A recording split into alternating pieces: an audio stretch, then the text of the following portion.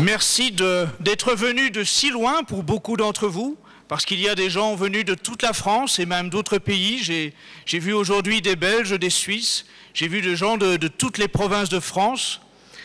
Merci à tous ceux qui ont participé à l'organisation et à la réussite de cette journée, à tous les volontaires, à tous les bénévoles, à tous les niveaux qui ont vraiment contribué à ce que ce rendez-vous soit un authentique rendez-vous du pays réel. Merci aussi aux différentes personnalités qui ont bien voulu apporter leur concours, leur soutien, leur participation à cet événement. Je pense naturellement à Jean-Marie Le Pen et à Alain Soral, à Pierre Hilard, à Hervé Ryssen, à tant d'autres, à Marion Sigaud, à Valérie Bugeaud, tant d'écrivains, tant de journalistes dissidents qui ont, par leur présence, apporté un authentique soutien et un réel crédit à cet événement. La journée, le colloque de cette troisième journée du pays réel, troisième fête du pays réel, avait pour thème le grand remplacement, mythe ou réalité. La question pouvait sembler saugrenue a priori, tant il suffit d'emprunter un métro à Paris, une gare à Paris, pour bien constater de nos propres yeux qu'il ne s'agit pas d'un mythe, mais d'une réalité. Hélas, néanmoins, la mauvaise foi générale qui règne en ce moment nous force à démontrer ce qui est une évidence, car vous l'avez particulièrement entendu ces dernières semaines, les médias ne croient pas au grand remplacement. Les médias du système nous prennent pour des complotistes, nous prennent pour des conspirationnistes, considèrent que nous fantasmons, estiment que nous sommes d'une certaine façon déséquilibrés. Et pour dissuader le Français moyen d'accepter publiquement de reconnaître l'existence de ce grand remplacement, on utilise toutes les cartouches, le système est plein de ressources. Alors il y a la fusillade de Christchurch qui sert d'un seul coup à prétendre que parce que un bonhomme en Nouvelle-Zélande a commis une fusillade, quiconque parle du grand remplacement serait d'une certaine façon son complice, son inspirateur, l'instigateur de la violence ou de l'appel à la haine. Mais l'appel à la haine, d'où vient-il? L'appel à la violence, où est-il? Le crime, la délinquance, l'insécurité, qui l'a créé? Et qui l'a subi? C'est le Français qui l'a subi. C'est l'immigration organisée par les Soros et Attali qui l'a créé. C'est ça la vérité. On nous ment, on nous trompe. On cherche à faire passer tous ceux qui appellent à la résistance, à la dissidence, pour des criminels en puissance. On oublie de dire que l'auteur de la tuerie de Christchurch avait fait un stage en Israël. Pas vraiment le courant politique nationaliste tel qu'il est représenté ici. Vous l'admettrez. Alors, il n'y a pas que les médias du système qui prétendent que le grand remplacement est un mythe. Même parmi ceux qui ont en théorie assumé la mission de défendre la France et les Français, nous jouent le jeu du « le grand remplacement ». Mais de quoi s'agit-il? Marine Le Pen, à la télévision, elle qui estime être la meilleure représentante de la défense des Français, interrogée en direct sur le grand remplacement, déclare qu'elle n'en a jamais entendu parler. Mais comment est-il à ce point possible qu'une personne qui prétend incarner la défense de la France et des Français, qui prétend défendre la France de base, la France du petit peuple, ose affirmer devant l'intelligentsia, la médiacratie, que le grand remplacement, elle n'en a jamais entendu parler? Est-ce parce qu'elle fréquente trop les cénacles de la jet-set et de la haute finance qu'elle a oublié aujourd'hui ce que vit, ce que subit la France et les Français de base?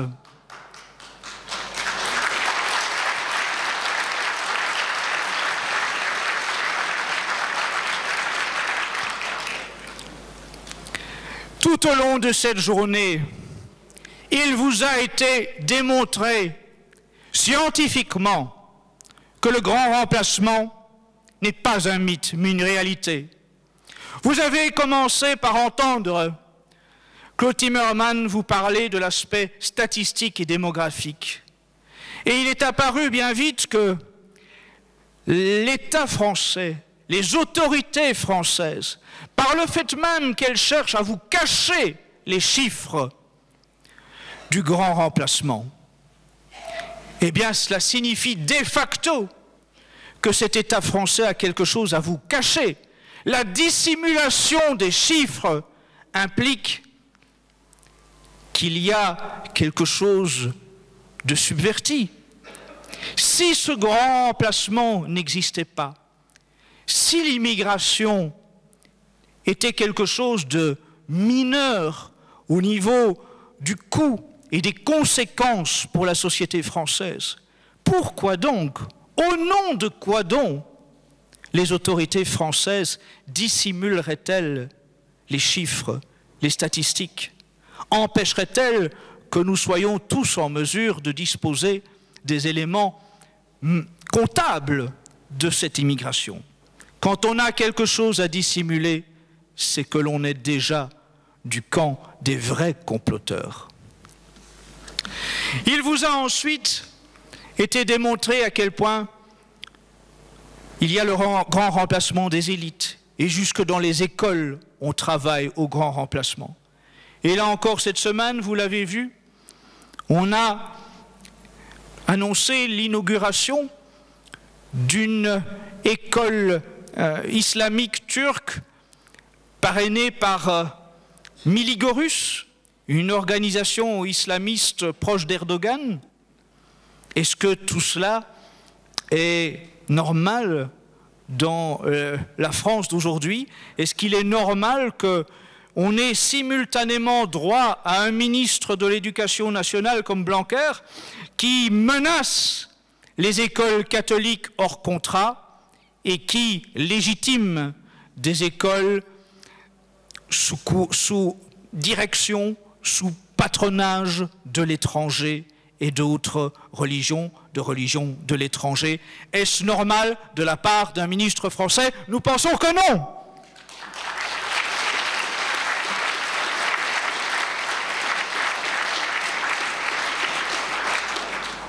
Vous avez vu ensuite, par l'intermédiaire de la conférence de Dominique Tassow, qu'il n'est pas possible d'organiser ce melting pot sans que cela ait des conséquences négatives, néfastes, destructrices pour la France, pour l'avenir des Français, pour l'avenir de vos enfants, de vos petits-enfants. Ce n'est pas admissible que des autorités conduisent le pays dont ils ont autorité au suicide, parce qu'il y a bien l'organisation d'un suicide par l'État. Vous avez eu l'occasion d'entendre le professeur Franck Bousco vous montrer à quel point le droit, aujourd'hui, œuvrent contre l'intérêt de la France et des Français. Vous avez ensuite eu l'intervention de M. l'abbé Choutard, qui vous a démontré comment nous assistons bel et bien, dans le cadre, soi-disant, de la laïcité, à un grand remplacement religieux. Et puis vous avez eu ces interventions il y a quelques instants de Jean-Yves Le Gallou, vous montrant à quel point les médias vous mentent sur le sujet, et puis de Pierre Hilard, vous montrant à quel point le mondialisme, le nouvel ordre mondial, est bel et bien à l'origine de ce grand remplacement. Je voudrais maintenant conclure sur cette démonstration scientifique par un argument imparable. L'immigration de grand remplacement n'est pas un mythe, mais une réalité. J'en veux pour preuve qu'elle est un concept officiel des Nations Unies, évoqué dans un document du département des affaires économiques et sociales de l'ONU daté de l'an 2000. Ce rapport de l'ONU est intitulé « La migration de remplacement » et est présenté comme une solution au déclin et au vieillissement des populations. Ce sont les termes du document officiel de l'ONU. Je vous cite des extraits de ce document de l'ONU. Les projections des Nations Unies indiquent qu'au cours des 50 prochaines années, les populations de presque tous les pays d'Europe, ainsi que le Japon, devront faire face à un déclin démographique et au vieillissement de la population. Les nouveaux défis que constituent le déclin et le vieillissement des populations vont nécessiter de nouvelles évaluations, de nombreuses politiques et programmes mis en place, y compris ceux relatifs à la migration internationale. Mettant l'accent sur ces deux tendances démographiques frappantes et critiques, le rapport de l'ONU considère une migration de remplacement pour les pays à faible fécondité, particulièrement l'Allemagne, la France, l'Italie, le Japon, le Royaume-Uni et même les États-Unis, et plus généralement l'ensemble des pays de l'Union européenne. La migration de remplacement, citée par l'ONU, se réfère à la migration internationale qu'un pays aurait besoin pour compenser le déclin démographique et le vieillissement de la population résultant de taux de fécondité et de mortalité faibles. Le rapport onusien indique que d'ici 2050, écoutez-moi bien, l'objectif serait de tripler au minimum le nombre de personnes vivant en Europe. 3 personnes sur 4 vivant en Europe seraient alors issues de l'immigration récente. 3 personnes sur 4. Je vous cite mot à mot l'extrait de ce rapport de l'ONU publié en l'an 2000. Vers la fin de la période, c'est-à-dire vers l'horizon 2040-2050, le nombre annuel net de migrants requis par l'Union européenne serait l'équivalent de la moitié de la croissance annuelle de la population de la planète. D'ici 2050, poursuit le document de l'ONU, la population totale de l'Union européenne augmenterait à plus de 3 fois son niveau actuel.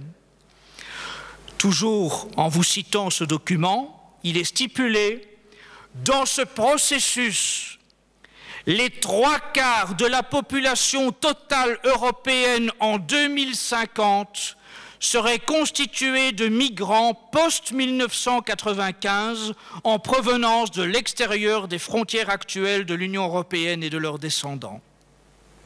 C'est bel et bien le grand remplacement organisé, instigé officiellement par le département de l'ONU. Ce n'est donc pas un mythe, c'est une réalité organisée, orchestrée par les institutions mondialistes. Que personne ne nous dise encore que nous fantasmons, que nous sommes des complotistes. Ce sont les médias qui auraient dû, s'ils faisaient leur travail, montrer ce document. C'est à nous aujourd'hui de démontrer, de prouver ce qui est une évidence, de sortir des documents officiels de l'ONU parce que les médias nous mentent, parce que les médias ne font pas leur travail, parce que les médias trompent jour après jour les Français, trahissent les Français alors qu'ils vivent des subventions des Français. Il faut punir les médias du système, il faut leur couper les vivres, il faut leur couper les subventions.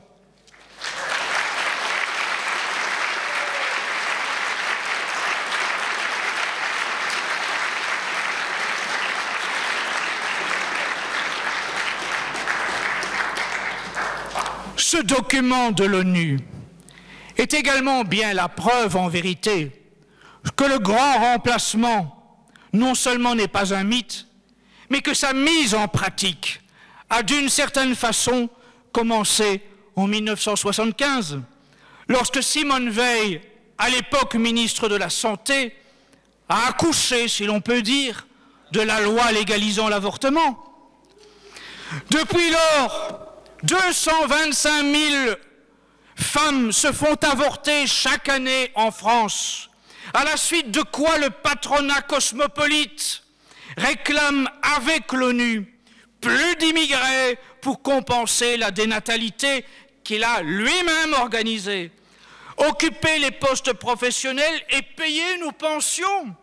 Car c'est bien connu, naturellement, vous en êtes tous bien conscients, ce sont ces Africains arrivés sur des bateaux poubelles qui vont payer vos pensions. Vous en avez naturellement conscience, n'est-ce pas? Mais jusqu'où ira cette mascarade, ces mensonges, ces médias mensonges? Et vous avez, au-delà de tout cela, ce grand remplacement culturel dont nous avons la vue sous nos yeux chaque jour.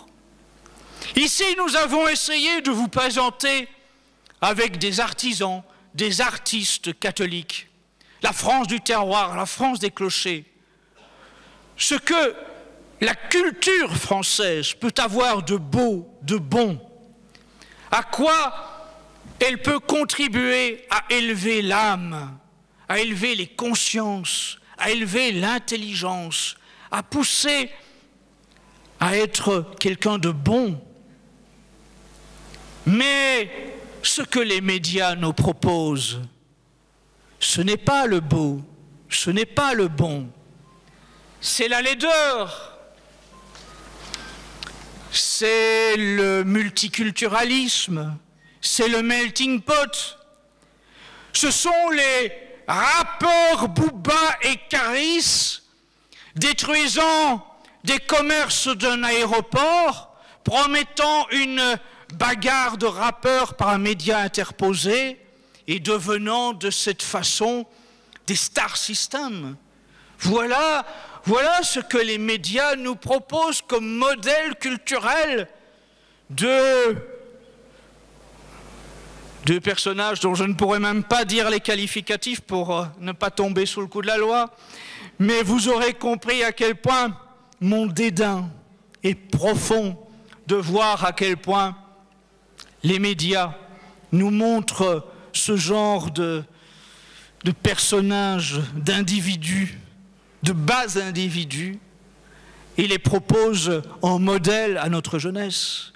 Et quand ce n'est pas Booba et Caris, c'est Cyril Hanouna. Mais à quoi donc veut-on mener la jeunesse de France? C'est la déculturation qu'on nous propose.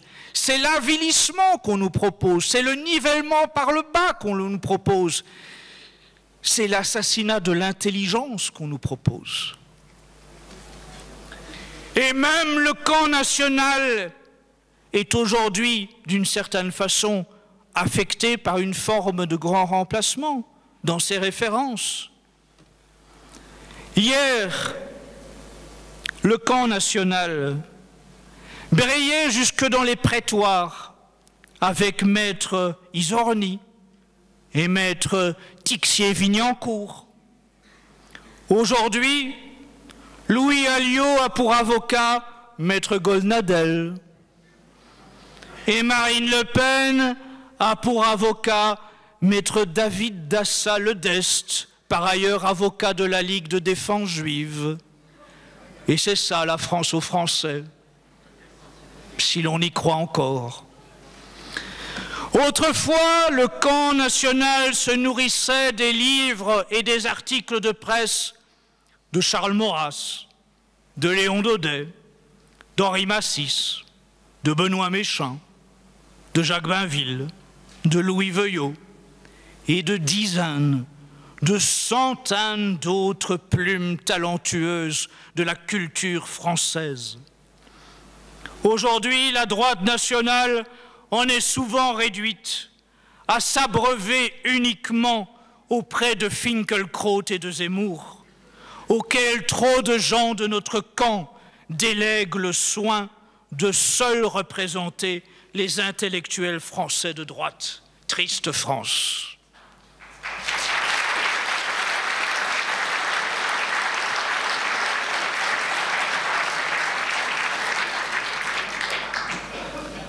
Jadis, le camp national puisait ses références dans le passé glorieux de sa propre patrie. Aujourd'hui, la plupart des figures de la mouvance nationale n'envisagent plus de faire de la politique sans publiquement faire allégeance à Israël. Or, on ne sert pas 2 maîtres à la fois. Il est grand temps que la France, de même que chacune des nations du continent européen, reprenne son sort en main et cesse de faire repentance.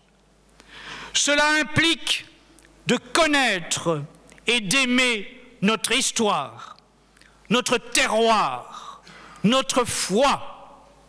Ces 3 éléments ne sont pas dissociables si on veut approcher la véritable France.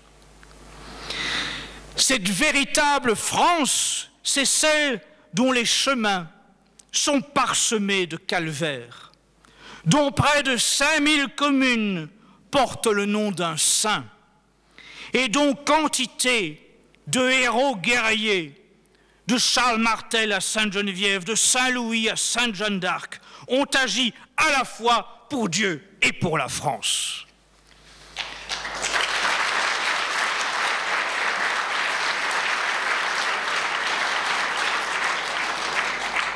Chers amis, si nous voulons nous libérer du grand remplacement, sous toutes ses formes, de quelque rive du Jourdain qu'il vienne, ça demandera que la France et les mouvements qui prétendent défendre la France et les Français cessent de faire allégeance à d'autres nations, cessent d'être les partis de l'étranger. Parce qu'aujourd'hui, ceux qui prétendent défendre la France et les Français, hélas, trop souvent, nous mentent, vous mentent, et sont les partis de l'étranger.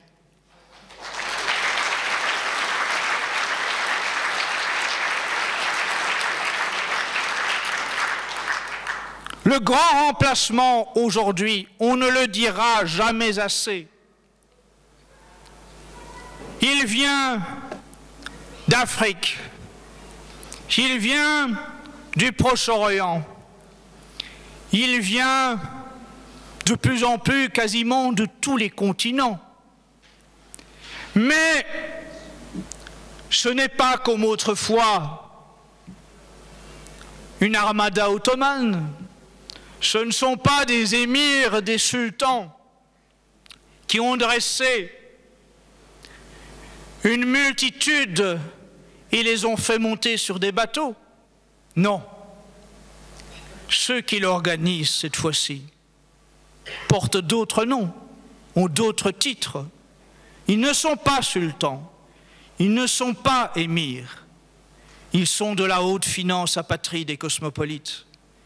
Ils s'appellent Soros, ils s'appellent Attali, ils manipulent la planète entière.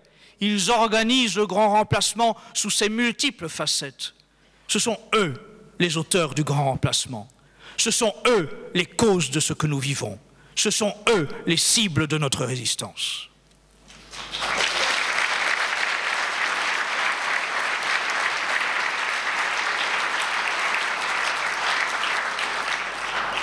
Si nous voulons reprendre notre sort en main, si nous voulons que la France redevienne française et que l'Europe redevienne européenne, alors il faut aussi que la France redevienne chrétienne et que l'Europe redevienne chrétienne. Il faut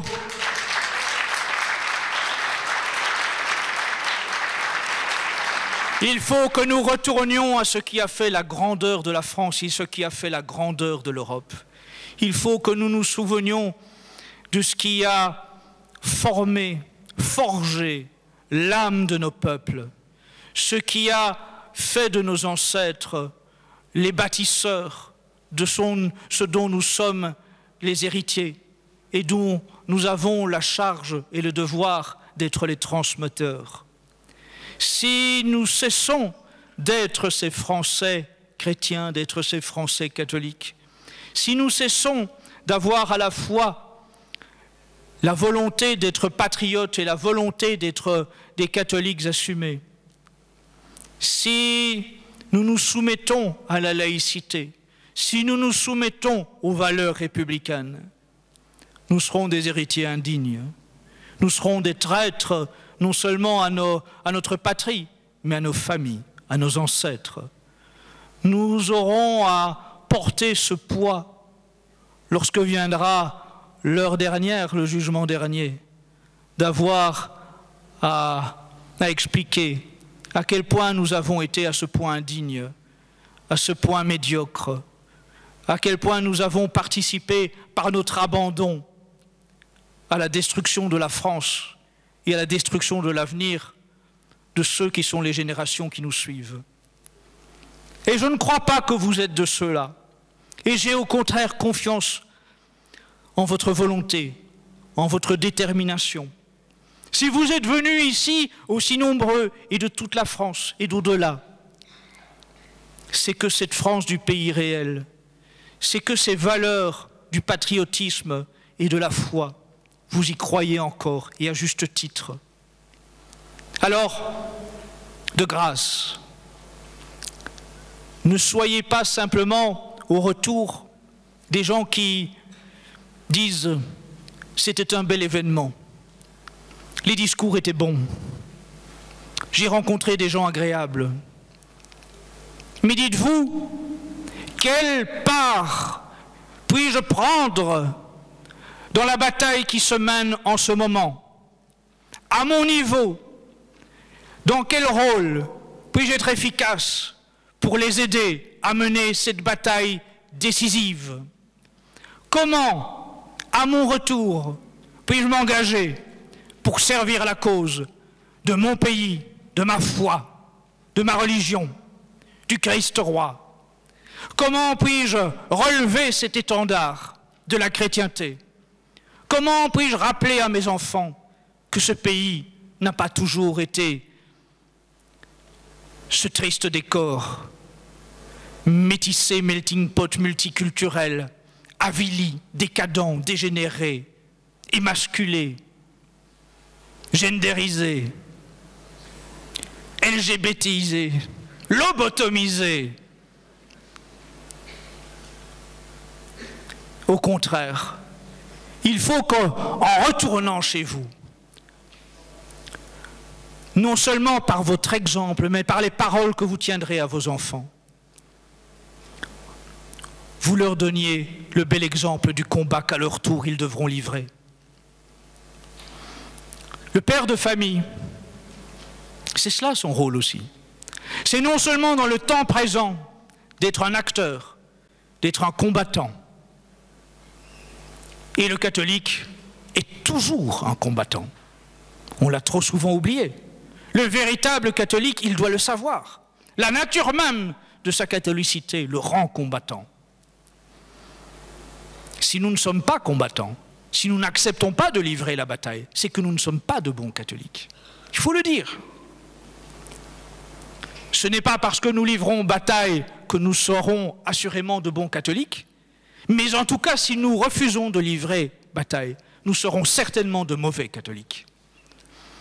Alors le père de famille, il a le devoir, dans le temps présent, de livrer bataille et de donner le bon exemple à ses enfants, afin qu'à leur tour, ils aient tout ce qu'il faut pour prendre leurs responsabilités et livrer bataille. Notre monde peine, notre société se vautre, parce que trop d'hommes, aujourd'hui, sont dévirilisés, émasculés, déresponsabilisés. Nous avons besoin d'hommes qui soient des hommes et de femmes qui soient des femmes. D'hommes qui assument leurs responsabilités, montent au créneau, et de femmes féminines qui assument leur féminité et non pas le féminisme qui les asservit, qui les avilit. Nous avons besoin que ces hommes et ces femmes que vous êtes, et autour de vous, tous ceux qui partagent vos idées et à qui vous devez vous adresser au retour de cette journée, que tous, vous et eux, soient mobilisés pour mener cette bataille. Nous avons besoin, Civitas a besoin, d'une implantation dans toutes les communes de France. En 2020, ce seront les élections municipales. C'est un enjeu crucial. C'est un enjeu crucial pour la reconquête de notre territoire.